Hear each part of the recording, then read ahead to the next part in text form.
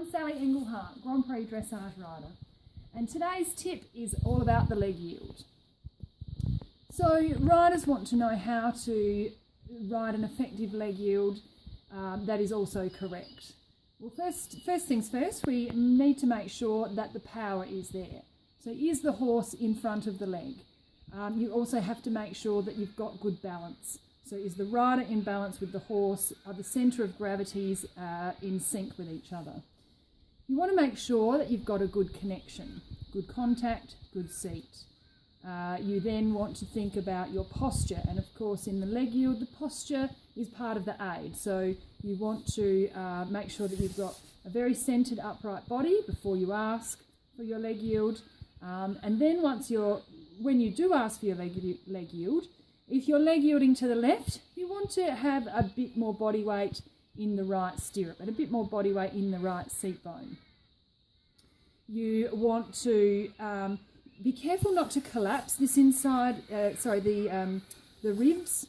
You want to keep your posture tall, just load up one side or the other.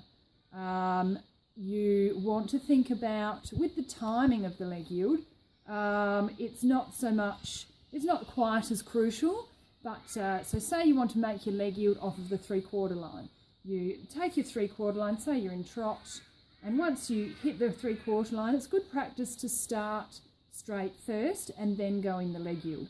Once you think you've got that sorted, then you can change it up and make the leg yield out of the corner as well as on the straight.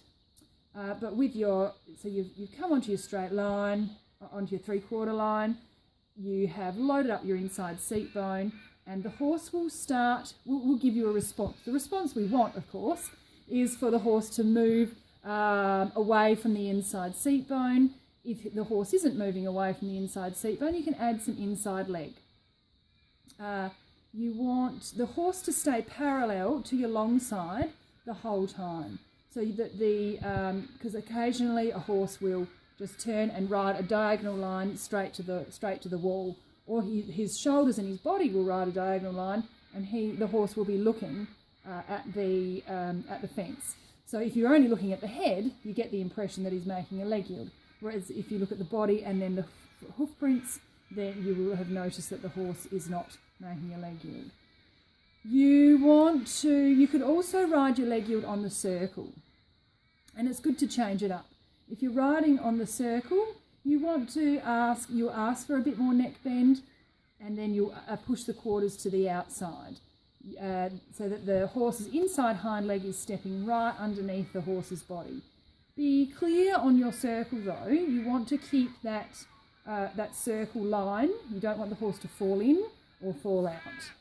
If they're fallen in, then it's likely they're cheating and they're not moving their whole body away from the inside hind leg. Your inside leg.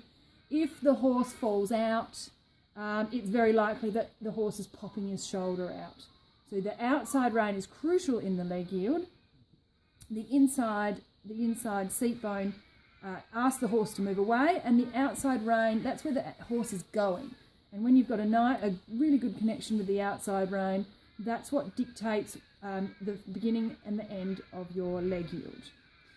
So the other thing to bear in mind is that if a horse isn't very experienced with leg yield, the horse will sometimes give you a few good steps at the beginning and then pop the shoulder to finish. So if you're new to leg yield, or your horse has had a big long break, just do little bits.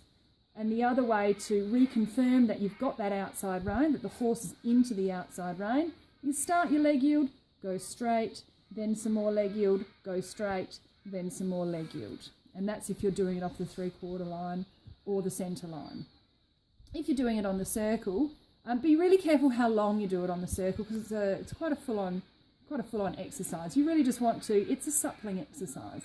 So you just want to get a few steps, get the feel, and then straighten the horse. Make sure when you're straightening the horse that you use that inside leg to the outside rein. There's no point in getting your leg yield and then just letting everything fall apart and the horse rides a tiny little S to get back onto the circle line. You need that inside leg to straighten the horse back onto the circle line. rules to avoid when you're asking for your leg yield. Don't move the hands. You're not going to achieve moving a whole horse's body just by moving the hands. What will happen is that if you move your hands, especially if the inside hand goes over the wither, the horse will bend its neck. It'll break the neck at the shoulder. It'll bend it and it'll pop the shoulder out. And so that's no good at all. You don't want that. So the hands stay here. If you're not getting what you want, you think about slowing the shoulders. You're not slowing the hindquarters, you're slowing the shoulders and letting the hindquarters catch up. That gives you a little bit more control of the shoulders, so that you're saying, no, you're not running, you're going to listen, and then the hindquarters catching up will engage that inside hind leg, and then you'll get a good step of leg yield. So whatever you do, don't put the inside hand over the wither. Be careful of your body weight. Sometimes in an effort to get the horse moving away, a rider will throw themselves over, and it can be very subtle. You might not even notice you're doing it. Throw yourself over, and then before you know it, you're trying to do a leg yield with all your body weight on the wrong side. So you're giving conflicting aids to the horse. So be really conscious of your body weight. You can, if you think that's an issue, think about sucking your outside knee up into your outside hip. That usually helps get the leg off and get the body weight in the right spot. So if you trial of these, you should have a really effective leg yield. And of course, the leg yield is a suppling exercise to improve the horse's paces and his overall muscling up. So that's today's tip. Don't forget to put your questions in the comments below, and we will answer them in an upcoming video. Thanks for listening. I'll see you next time.